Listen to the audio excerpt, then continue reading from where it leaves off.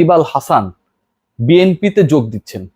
Yes, Awami লীগের মাত্র 8 মাস আগে যে ইলেকশনটা, 8 মাসেরও কম সময় আগে হয়েছিল, সেই নির্বাচনে মাগুরা 2 আসন থেকে নির্বাচিত সংসদ সদস্য সাকিব আল হাসান বিএনপিতে যোগ দিচ্ছেন, এরকম একটা গুঞ্জন, এরকম একটা আলোচনা রয়েছে যে তিনি এবার ভোল পাল্টে, আমরা দেখি না অনেককেই তো পোল্টি মারতে দেখি, যে যখন যেই দল ক্ষমতায় আসে, ক্রিকেট বোর্ডেও আমরা অনেককে দেখলাম গত কয়েকদিনে ফেসবুক স্ট্যাটাসে, আমি তাদের নাম বলতে চাই না, যারা শুনছেন তারা বুঝে গেছেন এরা কারা, যে একটা সময় আসলে পাপন ভাই চিল্লানোর লোকজন এখন বলছে বিজয়ের এই দিনে জিয়া তোমায় মনে পড়ে টাইপের অবস্থা।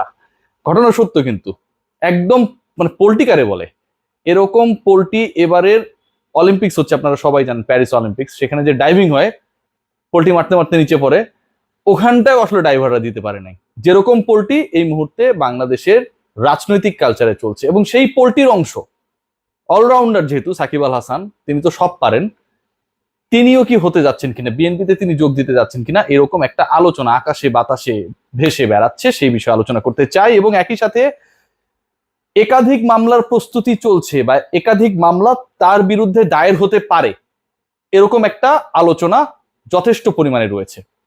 সাকিব আল হাসান বাংলাদেশের ক্রিকেট ইতিহাসের সবচেয়ে বিতর্কিত ক্রিকেটার, যিনি ফিক্সিং এ নাম লিখিয়েছেন, যিনি ফিক্সিং এর প্রস্তাবের তার সাথে যে কথোপকথন, দীপক আগারওয়াল একজন ফিক্সার, একজন জুয়ারি, সেটা তিনি তার হোয়াটসঅ্যাপ চ্যাট থেকে মুছে ফেলেছেন। আমরা এখনো জানতে পারি না যে সাকিব আল হাসান সেখানটা কি করেছেন।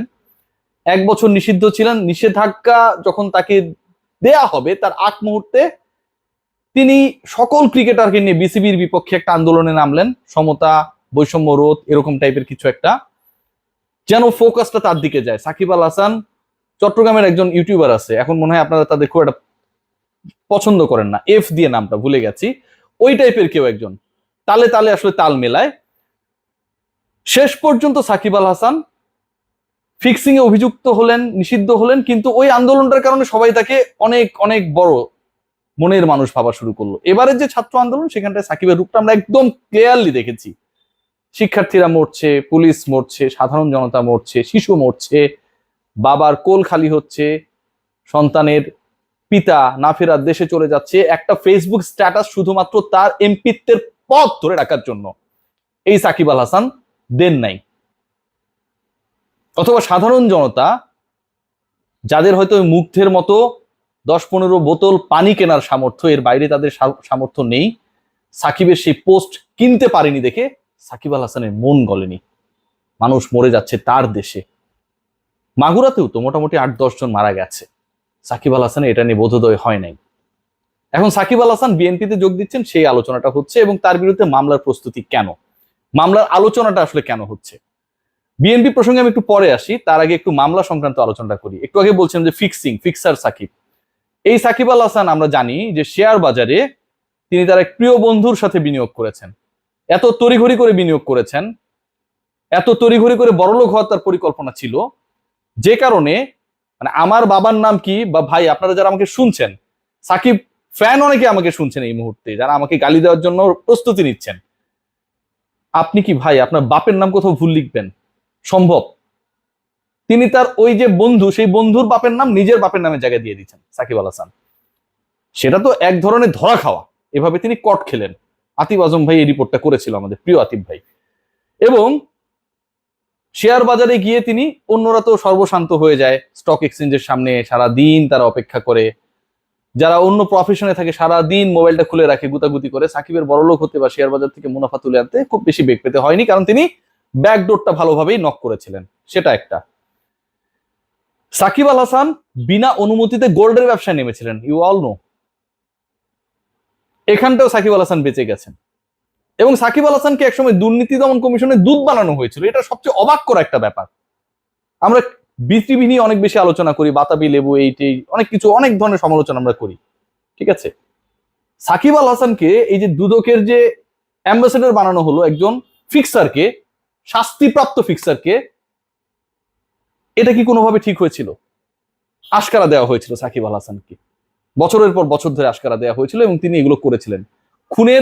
পুলিশ খুনের সাজাপ্রাপ্ত আসামির সাথে তিনি তার কমার্শিয়াল এন্ডোর্সমেন্ট করেছেন। আপনি জানবেন না আপনি কার সাথে লেনদেন করছেন? সো চিংড়ি ঘের সেখানটায় সাকিব আল হাসান যে শ্রমিকরা রয়েছে তাদেরকে তাদের পাওনাটা ঠিকভাবে বুঝিয়ে দেননি। মানব পাচারের সাথে তার প্রতিষ্ঠিত প্রতিষ্ঠান ফিয়েস্তা জড়িত ছিল। অনেক মামলা ভাই, অনেক মামলা, এবং প্রত্যেকটাই ভয়াবহ। সেগুলোর মোটামুটি একটা প্রিপারেশন প্রতিপক্ষরা কিংবা আইন শৃঙ্খলা রক্ষাকারী বাহিনী তারা যখন এসব প্রসেস শুরু করবে নেয়ার একটা অবস্থায় রয়েছে। দুর্নীতি দমন কমিশন নিশ্চয়ই এবার এই ব্যাপারগুলোতে তাকাবে।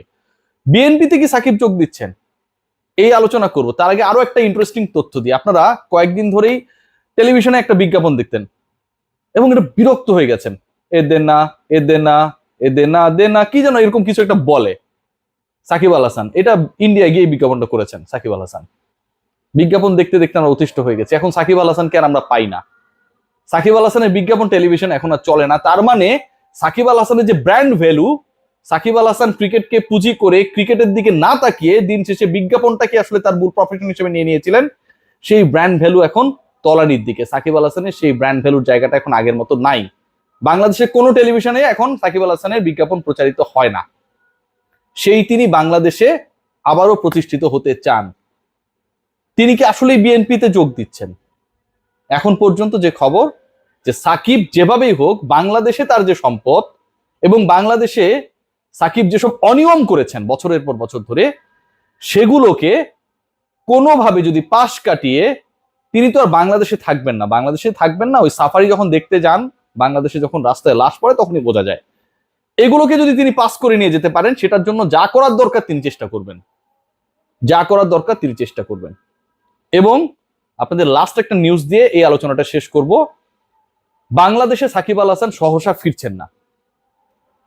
আপনারা দেখেছেন অনেকেই গ্রেফতার হচ্ছে, এবং সাকিব আল হাসান যেই ধরনের এলিগেশনস ক্যারি করে